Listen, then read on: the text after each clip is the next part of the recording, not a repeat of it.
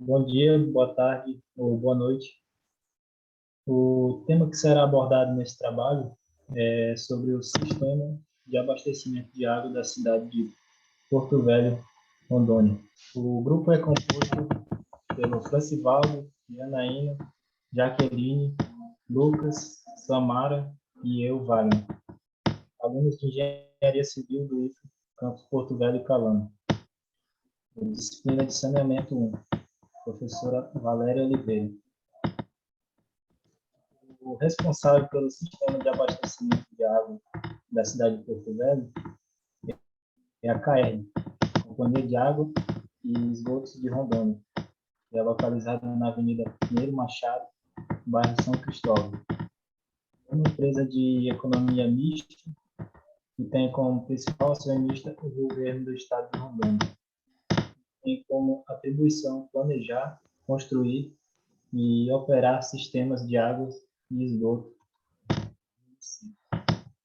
Tem um índice de abastecimento em torno de 60% na cidade, tendo como responsável pela vigilância da qualidade da água do município o Departamento de Vigilância Sanitária da Secretaria Municipal de Saúde, localizado na Jorge Teixeira, Nova Porto Velho, número 1146.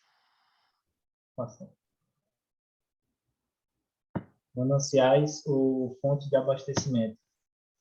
A água tratada, que é fornecida à população de Porto Velho, é captada do Rio Madeira e no período de chuva é estrategicamente captada do Igarapé Batistacas, através do conjunto de motobombas denominado Estação Elevatória de Água Bruta. A água bruta é bombeada por adutoras até as duas estações de tratamento de água, 1 e 2, onde recebe o tratamento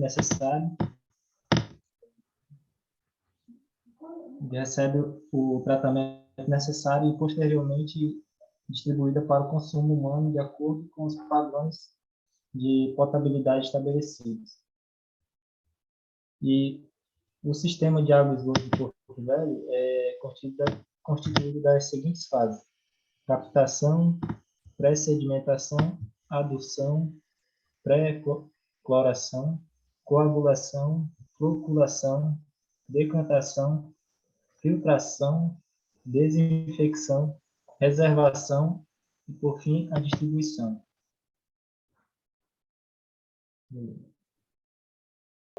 Vai dar continuidade no trabalho.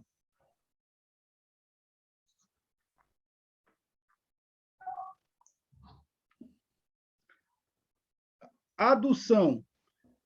A adução é a segunda etapa do sistema de tratamento de águas, consistindo em uma tubulação sem variações de diâmetro que transporta a água do manancial ao tratamento ou da água tratada ao sistema de distribuição. Essa etapa pode funcionar por gravidade ou por recalque, por meio de bombas que levam a água captada até a estação de tratamento de água.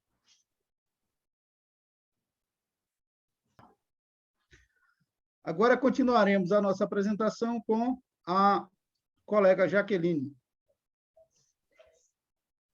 O sistema de abastecimento de água do município de Porto Velho, como o Wagner já falou, ele é constituído com várias etapas, né? E entre elas está a de reservação, que são os reservatórios para armazenamento e distribuição de água. Eu usei um artigo que fala da confecção de ferramentas da web para diagnóstico de perda do sistema de abastecimento de água na cidade de Porto Velho. Esse artigo é de agosto de 2018 e nesse artigo mostra sobre os dois reservatórios localizados aqui em Porto Velho, que é o CR1 e o CR2, que é o CR1, ele é o Centro de Reservação 1, que é localizado na área mais populosa, com consumo maior de água, a ocupação do solo é mista, de edificações tanto residenciais como comerciais, institucionais, enquanto o CR2 ele possui um consumo relativamente menor, e as edificações predominantes são do tipo residencial. e são identificadas classes sociais alta, média, baixa nos dois setores. Nesse gráfico aí que está aparecendo, mostra o comparativo de consumo entre os dois setores no ano de 2017. Pode passar. O CR1, nessas fotos aí, mostra sobre o CR1, que ele é composto por um reservatório apoiado de 7.000 metros cúbicos, que é nessa primeira imagem aí que vocês estão vendo, e tem um reservatório elevado de 1.200 metros cúbicos, como mostra essa segunda foto. E também tem uma estação elevatória constituída de 6 conjuntos de eixos horizontais, para o recalque da água de forma simultânea. Então, vai tanto para o elevado como para o CR2. Pode passar. Nessa segunda imagem aí, mostra o reservatório CR2, que é constituído por 4 reservatórios apoiados. Nessa primeira foto aí dá para ver que ele possui uma capacidade de 7.000 metros cúbicos.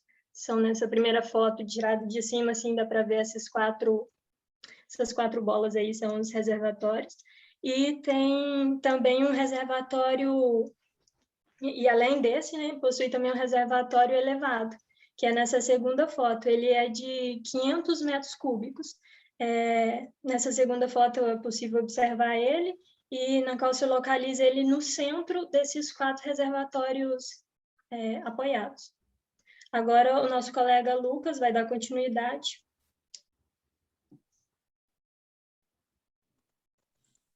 Olá, dando continuidade, agora a gente vai ver sobre as redes de distribuição e ramais domiciliar. Bom, após todo o processo, né, de captação e tratamento da água, ela precisa ser distribuída para a população. E é pela rede de distribuição que isso acontece. Elas são canos, né, que passam por debaixo da pavimentação, que levam a água tratada até os ramais domiciliares, né, que, por sua vez, são as ligações feitas da rede de distribuição para os domicílios utilizarem, né? Como a gente pode ver aí na imagem, temos uma rede de distribuição ligando um ramal predial até o relógio da residência, aí do relógio passando para a distribuição da casa. Pode passar. Aí temos 2 imagens, né? Uma demonstrando, a da esquerda, demonstrando o que um ramal uma rede de distribuição, né? Os canos são bem mais de espessura maior. E na direita, um ramal de distribuição, que vai para o relógio da residência, né? Pode passar. Um possível problema de distribuição pode haver por uma alta pressão da água ou uma baixa pressão da água, né? O que pode impossibilitar a chegada da água até a residência ou então danificar as canalizações das redes. Então, para que esse sistema funcione bem, é necessário saber a pressão da água e, caso ela esteja menor, deve-se instalar bombas, né, que se chamam boosters, como a gente pode ver aí na imagem representada, que o objetivo dessa bomba é bombear a água, né, claro, para lugar mais altos onde a pressão não deixa a água chegar. E também existem casos que a pressão é alta demais e aí, nesses casos, usam-se válvulas redutoras, né, para reduzir essa pressão da água para não danificar as canalizações. Dando sequência no trabalho, a nossa colega Samara.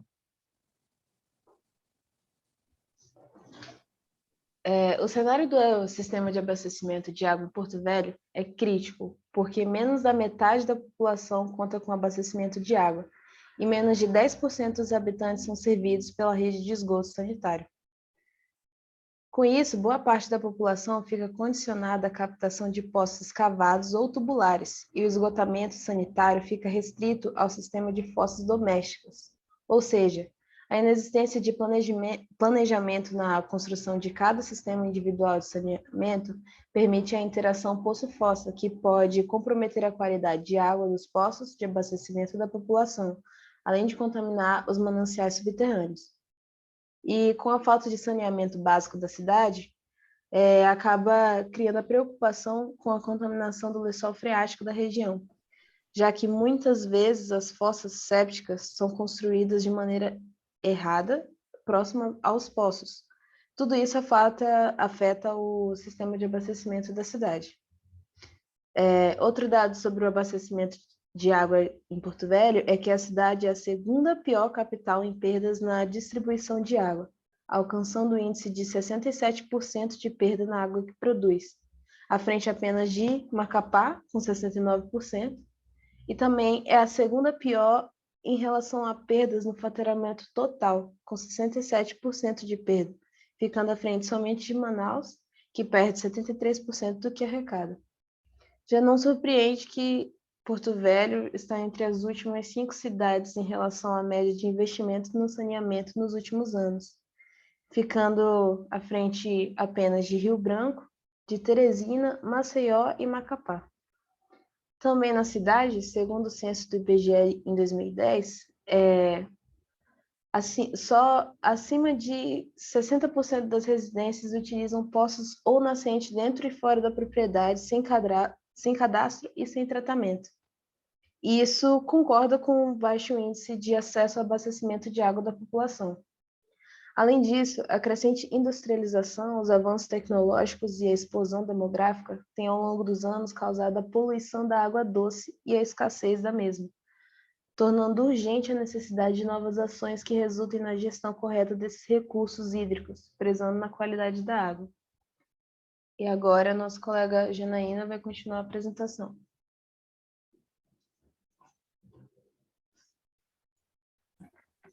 Soluções e sugestões de melhoria para o abastecimento de água em Porto Velho. Algumas estações, como a do tipo UASB mais biofiltros, se apresentam como uma forma mais viável do ponto de vista técnico, econômico e social. Samara, só passa um slide, por gentileza. É isso mesmo. Eu vou explicar as etapas de como seria a aplicação do STE, que é um sistema de reator para fazer a captação do sistema de esgoto.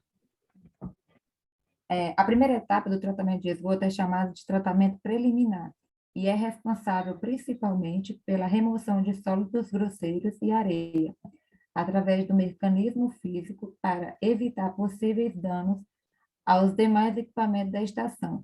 Nessa fase, os sólidos grosseiros são removidos através de gradeamento, enquanto que a areia é removida no desarenador, através da sedimentação de seus grãos.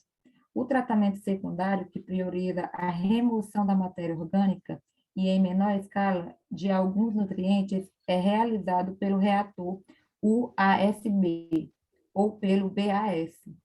O fluente segue para o decantador secundário, que tem por função fazer com que os sólidos em suspensão, ainda presentes no líquido, sedimentem gradualmente no fundo, resultando em um produto mais clarificado.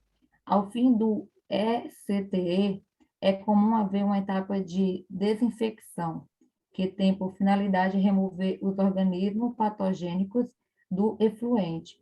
Um dos compostos usados é o hidróxido de cálcio, também conhecido por cal hidratada, que por ser uma base forte, eleva o pH da mistura, elimina uma pequena parte dos organismos patogênicos, reduzindo odores e degradando parte da matéria orgânica. Entretanto, parte significativa dos coliformes termotolerantes não sofrem degradação por meio de composto. Posteriormente, é dado ao descarte final ao efluente. Essa foi uma pequena explicação sobre esse sistema do reator, que é uma forma mais viável de aplicação, que poderia, viável e mais econômica, implantada em Porto Velho, na parte do sistema de abastecimento de esgoto. Você passa para a próxima imagem, por gentileza?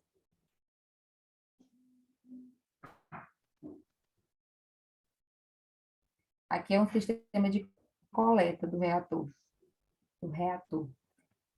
que é o biofiltro. É um tratamento anaeróbico de efluente tem sido bastante difundido no Brasil devido às condições adequadas de clima, com temperaturas elevadas durante quase todo o ano, ideal para acelerar as reações químicas necessárias ao processo. Além disso, o tratamento anaeróbico possui diversas vantagens no que diz respeito à baixa produção de sólido, baixo custo simplificado, operacional e baixo consumo de energia, por não necessitar de sopradores, por exemplo. Dentre os diversos sistemas que utilizam o processo anaeróbico de tratamento, o reator de fluente ascendente, o AFB, é um dos sistemas mais utilizados quando se tem limitação de área para implantação. Nele, o efluente é introduzido pela parte inferior, através de fluxo ascendente, passa por um leito de lodo mais denso e por uma manta de lodo composta por uma biomassa de elevada atividade, que cresce dispersa em seu interior, onde ocorre a quebra das moléculas de matérias orgânicas em compostos mais simples. Além desse sistema ser implantado, teria também que acontecer de existir um programa de educação ambiental para a população utilizar esse tipo de saneamento. Além disso, também, a utilização de indicadores regional de qualidade de água constitui um instrumento valioso para o subsídio político público municipal no campo dos recursos hídricos. Não basta só implementar um sistema se a população também não colaborar, não fizerem a sua parte. É isso.